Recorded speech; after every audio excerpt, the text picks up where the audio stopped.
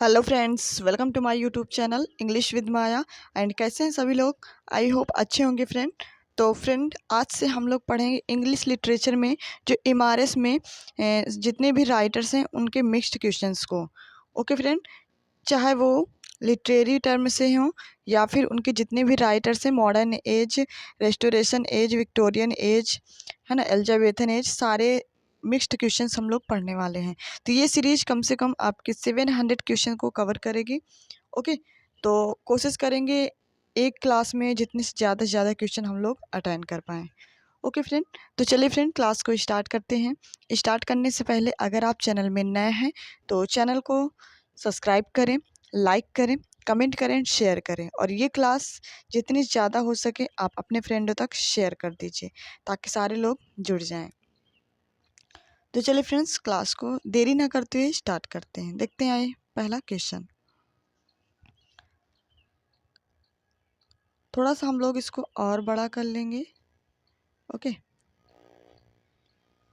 ये देखिए ऐसे।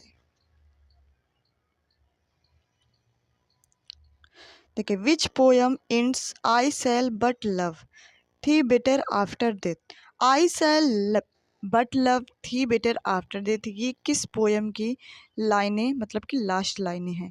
How do I love thee O too a ग्रेशनर, in faith I do not love thee with mine eyes, let me not to the marriage of reminds. तो ये friends हैं how do I love थी। ठीक है, ये है। चलिए देख लेते हैं next question. Which poet is considered a national hero in Greek. Greek में एक नेशनल हीरो पोएट, मतलब कौन सा पोएट कंसिडर किया जाता है, जाना जाता है? John Keats, Lord Byron, Solan या फिर सेफो। तो वो कहे जाते हैं कौन? Lord Byron. कौन सा पोएट है वो? लॉर्ड बायरन, जो नेशनल हीरो ग्रीक के कहे जाते हैं। ठीक है, तो ऑप्शन बी आपका राइट ऑप्शन हो जाएगा। चलिए देख लेते हैं next one question. Which kind of poem is Edward लियर associated with. जो एडवर्ड लियर है वो किस पोएम से रिलेटेड है, एसोसिएटेड है? नेचर, एपिक, सनेट या फिर नॉनसेंस। तो वो है आपके नॉनसेंस पोएम्स। किस टाइप की पोएम्स है? जिसमें नॉनसेंस टाइप की पोएम इंक्लूड होती हैं उनसे। चलिए देख लेते हैं next one. In Coleridge poem the rime of the ancient mariner. ये कॉलरिज की पोएम है where the three gallants going.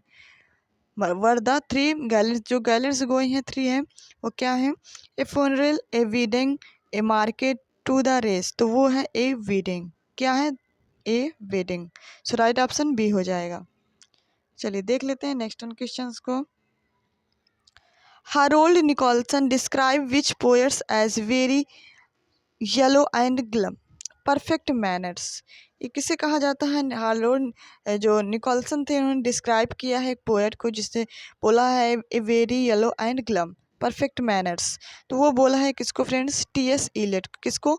T.S.. Elliot को। ओके, चलिए देख लेते हैं नेक्स्ट क्वेश्चंस। हम लोग देखिए कोशिश करेंगे कि ऑप्शन नहीं पढ़ेंगे, आप ऑप्शन पढ़ते जाइए, हम उसका केवल आंसर आपको बताएंगे। ओके, जिससे ज़्यादा क्वेश्चन हम लोग अटेंड कर पाएँ। What was strange about Emily Dickinson. Emily Dickinson को क्या, मतलब कि स्ट्रेंज क्या था, इसके बारे में क्या स्ट्रेंज था? C really left home.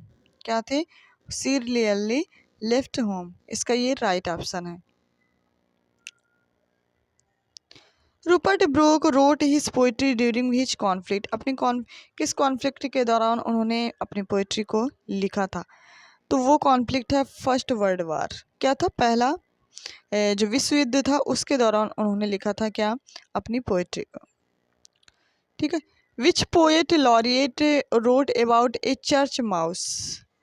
किस, मतलब कि किस पोएट लॉरिएट लिखा था एक चर्च माउस के रूप में? बेंजामिन। तो वो थे बेंजामिन। ठीक है, कौन था? Benjamin. So right option A बन जाएगा। चलिए देख लेते हैं next one. Which American writer publish A brave and startling truth in 1996। 1996 में ए ब्रेव एंड स्टार्टलिंग ट्रूथ किस राइटर ने लिखा था? तो वो थी माया एंग्लो। कौन थी? माया एंग्लो ने ये लिखा था क्या? A brave and startling truth. Okay, चलिए देख लेते हैं नेक्स्ट क्वेश्चन को। Who wrote about the idyllic isle of Innisfree. Isle of Innisfree जो एक क्या है, आइडलिक है, इसके बारे में किसने लिखा था? तो ये लिखा था किसने? W.B. येट्स ने। किसने लिखा था? W.B. येट्स ने। यही आपका राइट ऑप्शन बन जाएगा। चलिए देख लेते हैं। A pattern of accented and unaccented syllables in line of poetry. एक ऐसा पैटर्न होता है जिसमें एसेंटेड पहले होती है फिर एसेंटेड सिलेबल होता है, तो वो लाइन पोएट्री में क्या कहलाती है? तो वो कहलाती है मीटर। उन्हें क्या कहा जाता है फ्रेंड? तो उन्हें कहा जाता है आपका मीटर। ओके, चलिए देख लेते हैं next one. The repetition of similar ending sounds. एक ऐसा रिपीटिशन जिसमें सेम साउंड क्या हो, एंड तक हो, तो उससे क्या कहा जाता है? तो उससे कहा जाता है फ्रेंड राइम। क्या कहा जाता है? जो मतलब कोई पोयम है उसमें लास्ट के जो लाइन वर्ड होते हैं बिल्कुल सिमिलर साउंड क्रिएट करते हैं, तो वो कहलाते हैं राइम। क्या कहलाते हैं फ्रेंड? राइम। इस टाइप के क्वेश्चन आपके एग्जाम में पूछे जा सकते हैं, तो आप अच्छे से क्वेश्चन पढ़ लें। Applying human qualities to non human qualities मतलब थिंग्स। जो अप्लाई करता है ह्यूमन क्वालिटीज़ को किस में? नॉन ह्यूमन थिंग्स में, तो उसे हम बोलते हैं क्या? पर्सनिफिकेशन। क्या बोलते हैं? पर्सनिफिकेशन। ओके, ये फिगर्स ऑफ स्पीच है। नेक्स्ट देख लीजिए। The repetition of beginning consonant sound. एक ऐसा रिपीटिशन, एक ऐसा साउंड जो स्टार्टिंग में ही क्या हो, कंसोनेंट साउंड को क्रिएट करे, वो क्या कहलाता है? तो वो कहा जाता है एलिट्रेशन। क्या कहा जाता है? वो फिगर्स आप कहलाता है एलिट्रेशन, इसमें क्या हो, कंसोनेंट साउंड का रिपीटिशन हो। Okay. A comparison of unlike things without using a word of comparison such as like और एज। एक ऐसा कंपैरिजन जो अनलाइक थिंग्स को किससे? विदाउट यूजिंग वर्ड से क्या करता है? कंपैरिजन करता है, लाइक बताता है, तो वो कहलाता है, उसमें लाइक और एज से उसको कंपैरिजन किया जाता है, तो वो क्या कहलाता है? वो फिगर्स आप कहलाता है आपका मेटाफर। क्या कहलाता है? मेटाफर। ओके।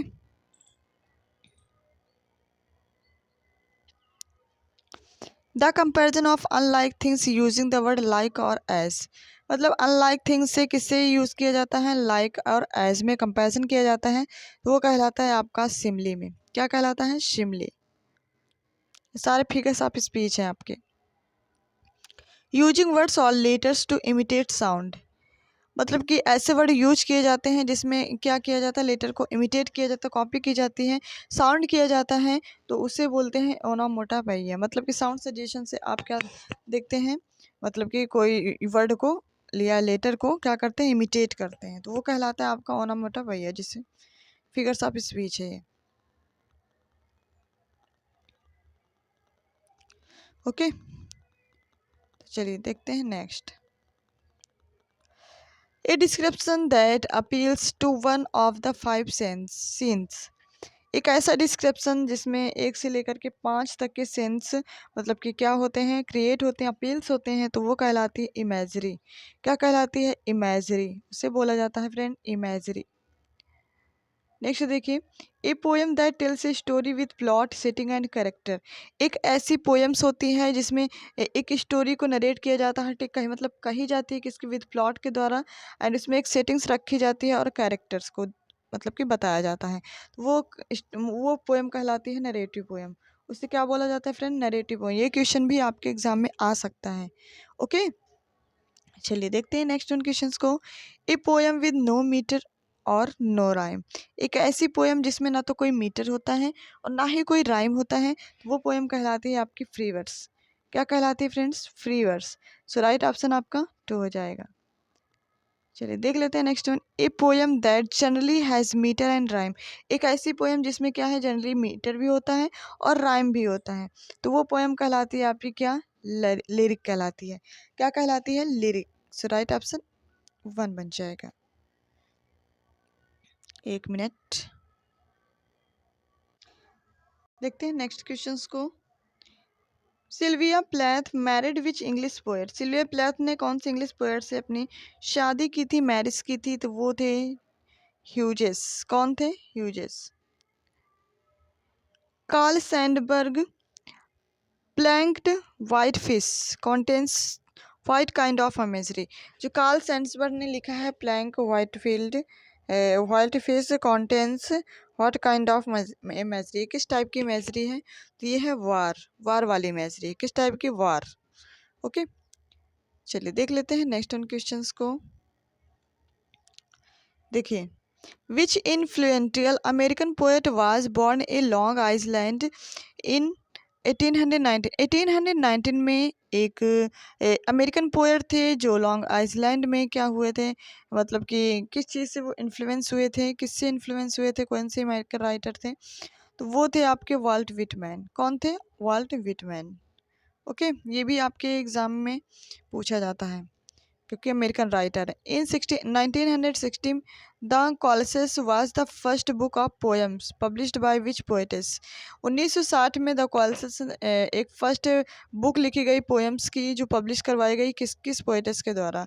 तो वो पोएटिस थी कौन? Sylvia Plath. सिल्विया प्लैथ के द्वारा ये कौन सी द कॉल्सेस, ये फर्स्ट मतलब पोएम की फर्स्ट बुक थी, तो जो कि 1960 में सिल्विया प्लैथ द्वारा क्या करवाई गई थी? पब्लिश करवाई गई थी। Okay, in which poem Kipling, किस मतलब इन हिज पोएम, पोएम की मतलब अपनी पोएम में लिखा if you can meet with triumph and, उसके बाद क्या लिखा है? तो उसके बाद लिखा है disaster. If you can meet with triumph and disaster, ये किपलिंग की पोएम है। ओके,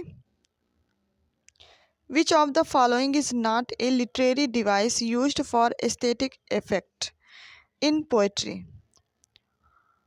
कौन सी लिटरेरी डिवाइस ऐसी है जो एस्थेटिक मतलब पोएट्री में एस्थेटिक इफेक्ट को फॉलो नहीं करती है?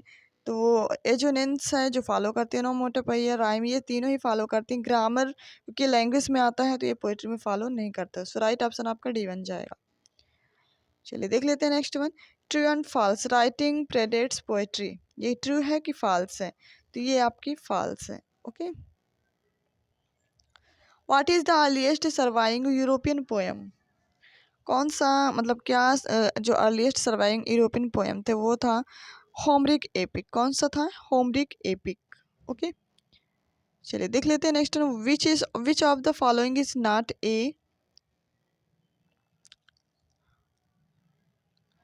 हाँ, not a poetic tradition. Okay, तो वो कौन था? वो था द वोकाल्ट। ये पोएटिक ट्रेडिशन नहीं था। ओके, और एपिक, कॉमिक, ट्रेजिक, ये सारे पोएटिक ट्रेडिशन थे। What is the study of poetry's metre and form called? जो स्टडी ऑफ पोएट्रीज में मीटर एंड फॉर्म जो यूज़ किया जाता है वो क्या कहलाता है? वो कहलाता है आपका प्रोसोडी। उसे हम क्या बोलते हैं? Prosody. Okay, Shakespeare composed much of his plays in what sort of verse? ये क्या कहलाता है? तो ये कहलाता है आयम्बिक पेंटामीटर। जो शेक्सपियर ने कंपोज किया है अपने प्ले में वो कौन सा फॉर्म यूज़ किया है? तो वो किया है आयम्बिक पेंटामीटर। ओके, ये आप बात अच्छे से याद रखें क्योंकि ये भी क्वेश्चन आपसे पूछा जा सकता है। चलिए देख लेते हैं नेक्स्ट उन क्वेश्चंस को। Which poet invented the concept of the variable foot in poetry?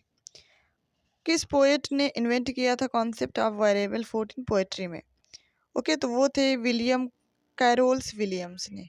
William Carlos Williams ने पोएट्री में जो वेरिएबल फूट होते हैं उनका कॉन्सेप्ट खोज की थी। ओके, चलिए देख लेते हैं नेक्स्ट वन।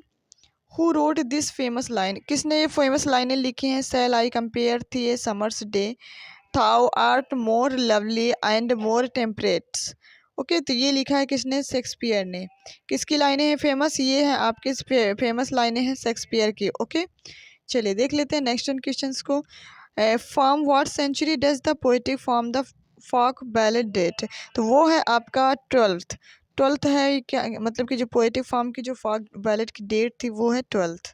ओके, चलिए देख लेते हैं next one. From which of the Shakespeare's play in this famous line did my hearts love till? Okay, till now forswear sight for I never saw a true beauty until this night. ये जो लाइनें हैं वो किसकी हैं? तो ये लाइनें हैं आपके रोमियो एंड जूलियट की। किसकी लाइन है फ्रेंड? रोमियो एंड जूलियट की। राइट ऑप्शन आपका डी बन जाएगा। ओके, चलिए देख लेते हैं नेक्स्ट वन क्वेश्चन को। What is a poem called whose first letters of each line spell out of a word. किस पोएम में मतलब कि किस टाइप की वो पोएम थी, पोएम क्या कहलाती है, वो फर्स्ट लेटर जिसका पहला लेटर प्रत्येक स्पेल आउट ऑफ वर्ड से हो तो वो कहलाती है एक्रोस्टिक। क्या कहलाती है? Acrostic poem. Okay. Auld lang syne a famous poem by whom. किसे कहा जाता है? ये कहा जाता है रॉबर्ट बर्न्स को। किसे कहा जाता है फ्रेंड? रॉबर्ट बर्न्स को। ओके। चलिए देख लेते हैं next question. How has Stephen Dunn been describe the Oxford companion to 20th century poetry. The Oxford companion to 20th century poetry को जो कैसे डिस्क्राइब किया है स्टेफन डन ने। ओके। तो वो डिस्क्राइब किया ए पोएट ऑफ मिडलनेस। क्या किस टाइप से? ए पोएट ऑफ मिडलनेस नाम से उसको क्या किया है? डिस्क्राइब किया है। ओके। चलिए देख लेते हैं। The Cambridge school refers to group who emerge when. जो कॉम्ब्रिज स्कूल था वो किस ग्रुप को मतलब कि रेफर करता है? हु एमर्ज व्हेन, जो कब में मतलब कि हुआ था, वो हुआ था 1960 में। कब? 1916 में। Margaret Atwood was born in which Canadian city. जो कौन सी कैनेडियन सिटी में मार्गरेट एटवुड का जन्म हुआ था? तो वो था ओटावा। कौन था? ओटावा। ओटावा कैनेडियन सिटी थी जिसमें इनका मार्गरेट एटवुड का जन्म हुआ था। ओके। चलिए देख लेते हैं नेक्स्ट वन। देखिए, which of the following words describe the prevailing attitude of high modern literature. है ना कि prevailing attitude high modern of literature मतलब कि कौन फॉलो करता है? तो वो फॉलो करता है आपका कौन सा? इस कैपिटल एंड इम्प्रेसी, हाँ, इम्प्रेसियोनिस्टिक। ओके, ये दोनों ऑप्शन ही आपके क्या है? करेक्ट है। चलिए देख लेते हैं next one. Which Welsh poet wrote Under Milk Wood. Under Milk Wood किस वेल्स पोएट ने लिखा है? तो वो थे डायलिन थॉमस ने। किसने लिखा है? डायलिन थॉमस ने। सो राइट ऑप्शन आपका डी बन जाएगा। Okay. Which who wrote Canterbury Tales. Canterbury Tales किसने लिखा? तो आपको पता ही है क्वेश्चन, जॉफरी चौसर ने लिखा है कैंटरबरी टेल्स। ओके। देख लेते हैं next question. Who wrote the hound of the Baskervilles. Who wrote किसने लिखा है the hound of the Baskervilles? तो ये लिखा है आर्थर कॉनन डॉयल ने। किसने लिखा? आर्थर कॉनन डॉयल ने। ओके। चलिए देख लेते हैं नेक्स्ट उन क्वेश्चंस को। William Shakespeare is not author of. William Shakespeare ने कौन सा ऐसे वर्क इसमें नहीं लिखा है? तो ये भी लिखा है, ये तो इनकी फर्स्ट ट्रेजेडी है। टेमिंग ऑफ थ्री भी लिखा है, हैमलेट भी लिखा है, व्हाइट डेविल इन्होंने नहीं लिखा है। ठीक है, सो राइट ऑप्शन आपका सी बन जाएगा। देख लेते हैं नेक्स्ट क्वेश्चन को। Is a late 20th century play written by a women. किसने 20th सेंचुरी में एक वुमेन द्वारा एक प्ले लिखा है? तो वो लिखा है कैमली ने। किसने? कैमली। चलिए देख लेते हैं next one. Which of the following writers wrote historical novels. Historical novels किस राइटर को फॉलो करता है? ओके। तो वो राइटर हैं आपके कौन? Sir Walter Scott and Maria Edgeworth. ये क्या है? ये हिस्टोरिकल नॉवेल्स लिखे हैं। ओके। चलिए देख लेते हैं नेक्स्ट वन। हु रोट किसने लिखा? 10 लिटिल निगर्स। 10 लिटिल निगर्स किसने लिखा? तो ये लिखा अगाथा क्रिस्टी ने लिखा है 10 लिटिल निगर्स। ओके। देख लेते हैं next. Which of the following are Thomas Hardy books. Thomas Hardy books को कौन फॉलो करता है? The poor man and lady, the return of the native चुअलिटी, नन ऑफ दिस। तो ये दोनों ही फॉलो करते हैं, the poor man and the lady and return of the native. Okay. तो ये थे आपके कुछ मोस्ट इम्पॉर्टेंट टॉप 50 क्वेश्चंस। तो कैसी लगी क्लास? आप कमेंट्स बॉक्स में अपने कमेंट्स ज़रूर शेयर किया करें फ्रेंड्स। ओके। और बताया करें कि ये क्लास आपके किस किस एग्ज़ाम के लिए मोस्ट इम्पॉर्टेंट, क्योंकि मैं तो ये सारे एग्ज़ाम के लिए ये क्लासेस करवाती हूँ। ओके। तो आपको किस टाइप से ये यूज़फुल लग रही है आप ज़रूर बताएं। ओके। और अपने और सेशन को लाइक तो ज़रूर ही कर दिया करें, क्योंकि लाइक से आपका कुछ नहीं जाता है। आप जितने भी लोग देते हैं देखते हैं, अगर आप लाइक कर देते उससे मेरा थोड़ा सा जो मोटिवेशन होता है वो थोड़ा सा और बढ़ जाता है। ओके। तो चलिए फ्रेंड्स, अब हम लोग क्लास को ओवर करेंगे और ओवर करने से पहले अगर आप चैनल में नए हैं तो चैनल को सब्सक्राइब करें, लाइक करें, कमेंट करें, शेयर करें। Thank you so much.